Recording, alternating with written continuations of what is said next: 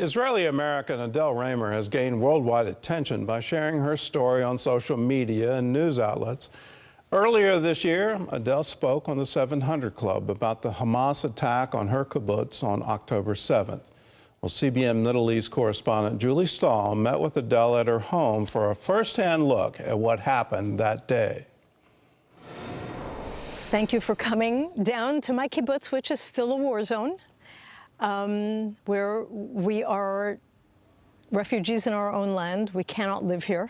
It's a closed military zone. I am with 70% of my community still living in Beersheba for now as an interim solution until we can finally come back home. Adele Raemer shared with CBN News the challenges of still being separated from friends and neighbors. That's one reason she remains focused on advocating that her community be rebuilt so residents can safely return. When you live on kibbutz, you don't lock your door. You go outside to the lawn, you see neighbors, you go to the little convenience store. We're 430 people in this community, and I know everybody. Kibbutz is so much more than just the houses and the dining room and the fields. Kibbutz is community.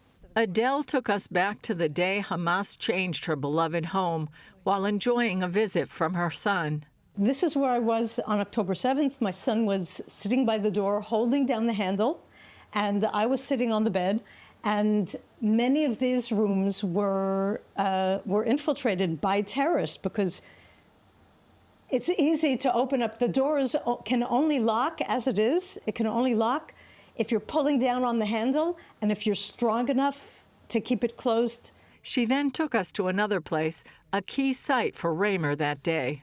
We're going to go into my son-in-law's house.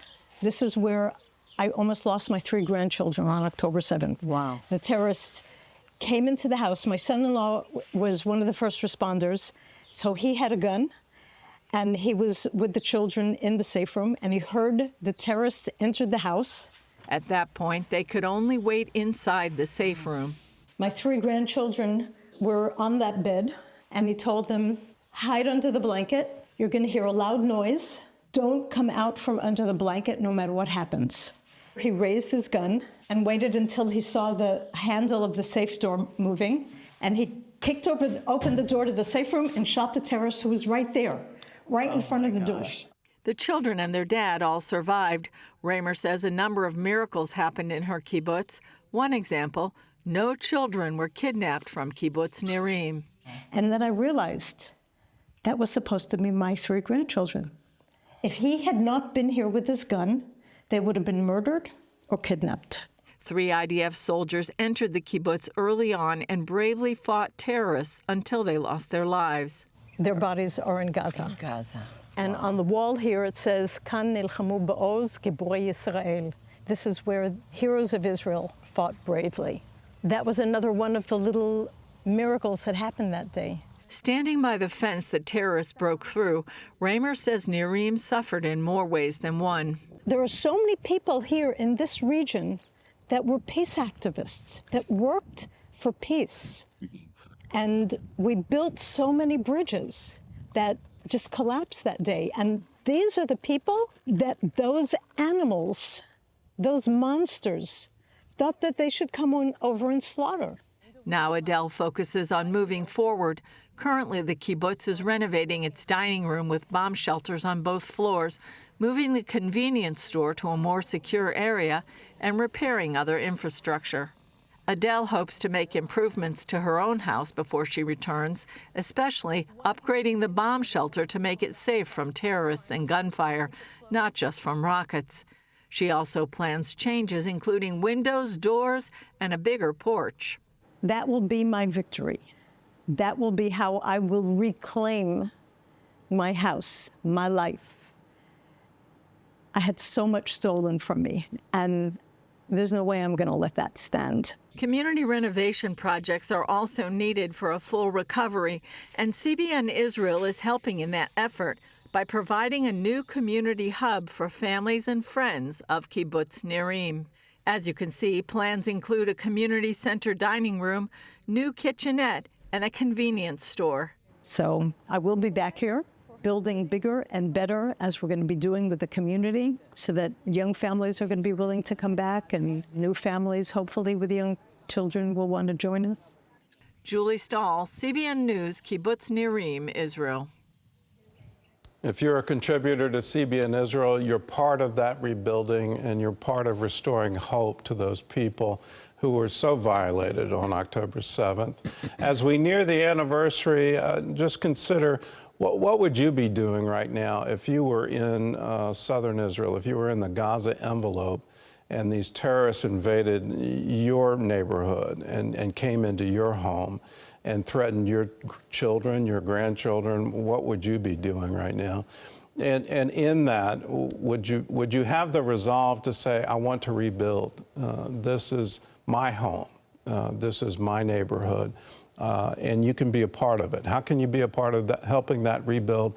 Well, you can give to CBN Israel. It's real simple. You can call us, 1-800-700-7000.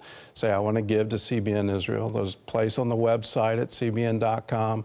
You can designate your gift, and you can also text us if you'd like to, and say, yes, I want to be a part of it. I want to be a part of blessing the nation of Israel, helping them rebuild.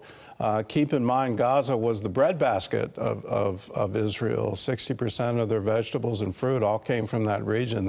They have to rebuild going forward, and you can be a part of it.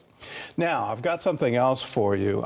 There's such a contrast in what you hear in the media today and the reality on the ground. There is an absolute difference between the death cults of Hamas and Hezbollah, the theocracy of Iran, where it's somehow noble that if you die in jihad, if you die in the struggle against the great Satan, which is us, the little Satan, which is Israel, if you die in that struggle, somehow you're going to go to paradise. On the other side, in Israel, is an absolutely thriving democracy with an incredible culture. And we want to highlight that culture so that you have the information you need as you talk to people about the differences here. Why in the world would you support an Islamic death cult who thinks that the only role for women is to be in the home? Why in the world would you ever support a group that says if you see a Jew, please kill them? And that's a righteous act to do that. Why would you ever march for them or protest for them or somehow say you're going to free Palestine if they get in control?